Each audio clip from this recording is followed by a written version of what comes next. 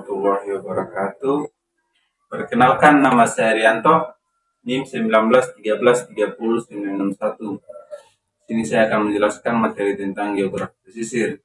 Geografi pesisir adalah era pertemuan antara daratan dan lautan ke arah daratan yang meliputi bagian daratan baik kering maupun terendam air yang masih terpengaruh sifat-sifat laut seperti pasang surut, angin laut, dan perembasan air asin.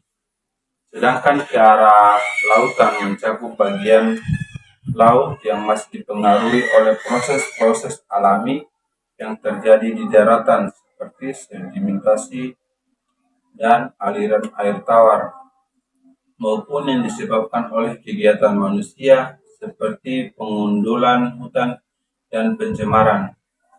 Kemudian, menurut Sugiarto 1976, pulau kecil adalah pulau dengan luas lebih kecil atau sama dengan 2000 km persegi beserta kesatuan ekosistemnya.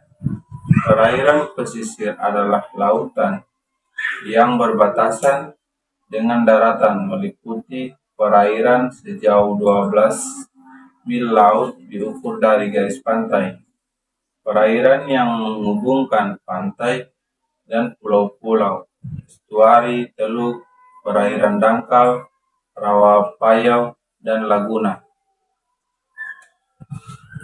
Mengapa pesisir perlu dikelola? Dia ada dua perspektif. Yang pertama, yaitu dilihat dari potensi bahaya. Yang kedua, potensi sumber daya. Baik, yang pertama, dari potensi bahaya. Menurut Hazard, potensi bahaya suatu kejadian yang mempunyai potensi untuk menyebabkan terjadinya kecelakaan, cedera, hilangnya nyawa, atau kehilangan harta benda. Kemudian bahaya ini dapat dikatakan bencana apabila dapat menimbulkan korban atau kerugian. Adapun fakta yang terjadi di lapangan berdasarkan data dari BNPB, yaitu dari 41 kota pesisir di Indonesia, terdapat 32 kota yang rawan terhadap banjir, 29 kota yang rawan terhadap tsunami, dan 15 kota yang rawan terhadap gelombang pasang. Kemudian yang kedua, menurut potensi sumber daya. Adapun potensi sumber daya yang ada di pesisir yaitu yang pertama, sumber daya hayati. Contohnya seperti ikan.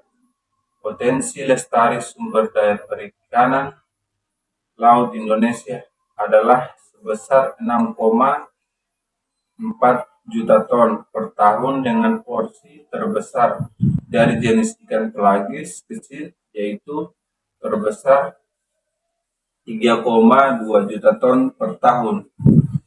Jenis ikan demersal 1,8 ton per tahun dan ikan pelagis besar 0,9 juta ton per tahun. Kemudian contoh lain itu hutan mangrove, merupakan tipe hutan yang khas dengan vegetasi halofit yang tumbuh di sepanjang pantai atau muara sungai. Mangrove dapat tumbuh dengan baik pada daerah yang airnya banyak, yang mengandung material lumpur dan pasir. Kemudian hutan mangrove berfungsi sebagai peredam gelombang dan mempercepat pengendapan lumpur oleh sungai-sungai di sekitarnya. Hutan mangrove berkembang di daerah pantai berlumpur dengan pohon yang tingginya berkisar antara 30 sampai 40 meter. Kemudian contoh lain, lamun tumbuhan atau biasa disebut dengan seagrass adalah tumbuhan yang hidup dan tumbuh di bawah permukaan laut dangkal. Kemudian potensi ekologis ekosistem lamun yakni berperan sebagai pelindung pantai dengan cara meredam arus dan gelombang sekaligus sebagai penyerap karbon dioksida di perairan untuk proses fotosintesis, maupun sebagai pendaur zat hara dan menstabilkan sedimen agar perairan tidak keruh. Potensi farmakologis adalah manfaat lamun sebagai bahan obat-obatan. Lamun diketahui mengandung senyawa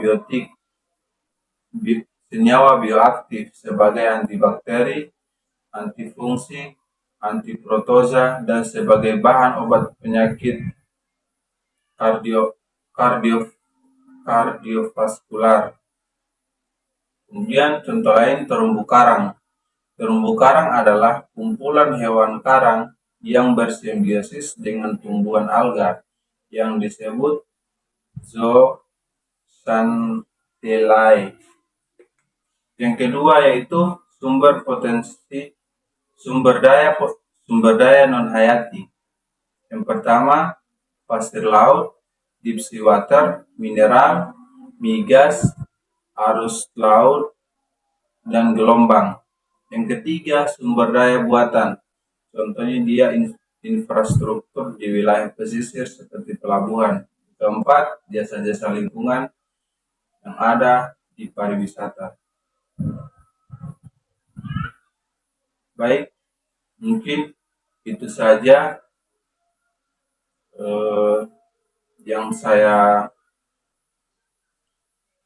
jelaskan pada pertemuan kali ini.